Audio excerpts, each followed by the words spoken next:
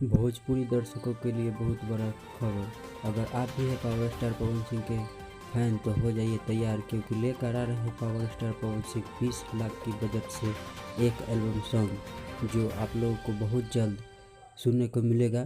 तो क्या है खबर की पूरी डिटेल्स बताते हैं अपने चैनल के माध्यम से। अगर आप भी हमारे चैनल पर अभी नए हैं तो हमारे चैनल को सब्सक्राइब जरूर करें। तो चलिए बताते हैं क्या है खबर की पूरी जानकारी।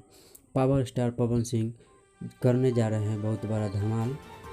हरी हरी ओढ़नी के बाद अब उसके बाद एक सॉन्ग जो एल्बम का नाम है घाव दे दे दे का, इस गाने को ग्लोबल म्यूजिक जंक्शन से रिलीज किया जाएगा। अगर आप भी पावर स्टार पवन सिंह के हैं फैन तो हो जाइए तैयार, क्योंकि लेकर आ रहे हैं बहुत जल्द पावर स्टार पवन सिंह ये गाना जो ग्लोबल म्यूजिक जंक्शन से रिलीज किया जाएगा।